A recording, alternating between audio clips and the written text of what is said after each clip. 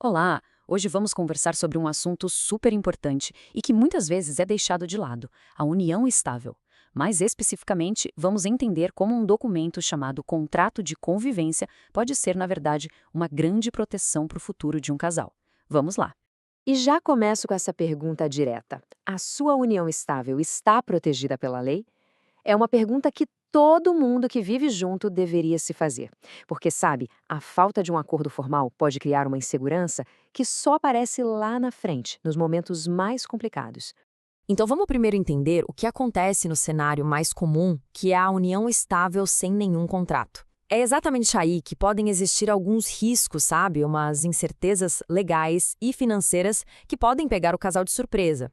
Bom, quando não existe um contrato, a lei brasileira já define uma regra padrão, que é a da comunhão parcial de bens. O que isso quer dizer na prática?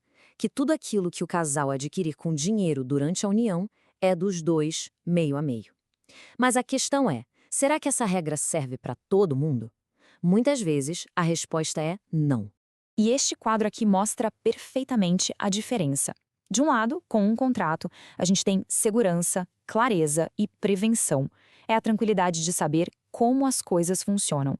Do outro lado, sem o contrato, o cenário é de incerteza, ambiguidade e um risco, tanto financeiro quanto emocional, que é totalmente desnecessário. A diferença é gritante, né?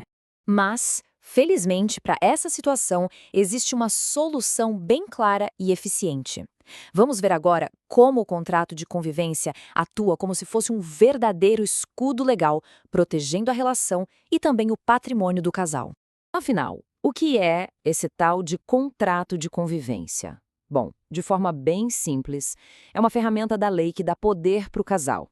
Ele permite que as próprias pessoas definam as regras do jogo para a vida em comum, em vez de simplesmente aceitar a regra padrão que a lei impõe.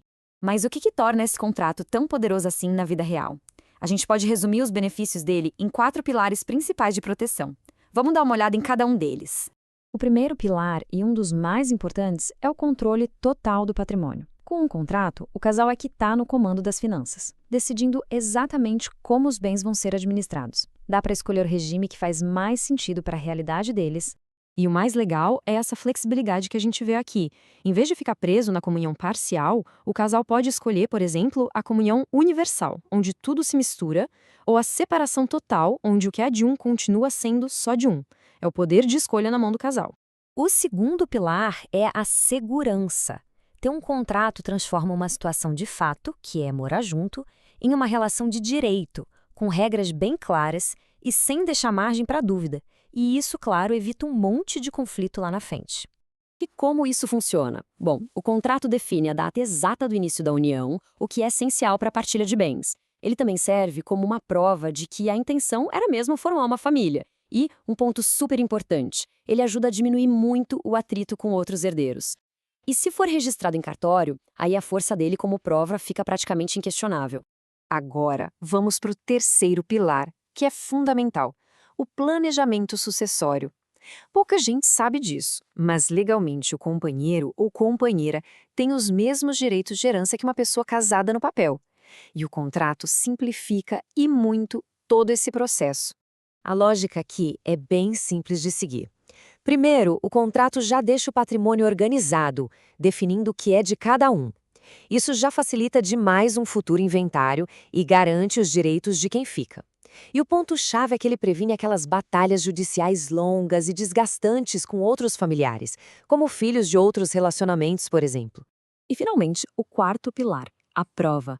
Um contrato registrado é simplesmente a forma mais direta e forte de comprovar que a união estável existia, seja para fins de herança, para incluir no plano de saúde ou para qualquer outra necessidade legal que aparecer. Ok, agora que a gente viu a importância do contrato, vamos imaginar o cenário contrário para entender o tamanho do problema. O que acontece quando não existe esse documento? Aí a gente entra num mundo de ter que provar a relação, um caminho que, olha, é cheio de obstáculos.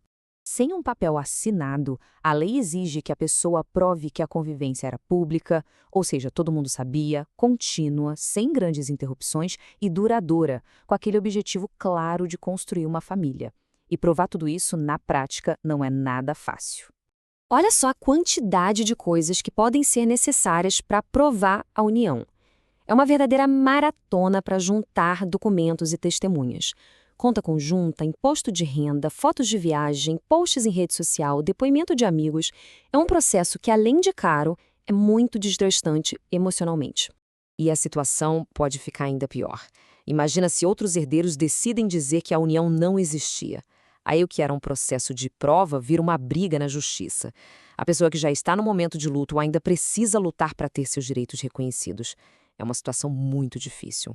E tudo isso nos leva ao ponto principal de toda essa conversa. Melhor do que ter que remediar um problema é prevenir. A organização feita antes é o que vai garantir a paz e a tranquilidade lá no futuro. Essa frase aqui resume tudo de forma perfeita. Se não tem um documento e alguém questionar, o caminho vai ser a justiça. Não tem para onde correr. O contrato é exatamente a prevenção que evita toda essa dor de cabeça. É muito importante a gente mudar a forma como se olha para esse tipo de documento. Fazer um contrato de convivência não tem nada a ver com desconfiança. Muito pelo contrário. É um ato de cuidado com a relação e com o futuro dos dois, estabelecendo regras claras e planejando a vida juntos. E a gente termina com essa reflexão. Planejar o futuro a dois é uma das maiores provas de cuidado e de compromisso que podem existir. Então a pergunta que fica para a gente pensar é: o futuro da sua união está mesmo protegido e preparado?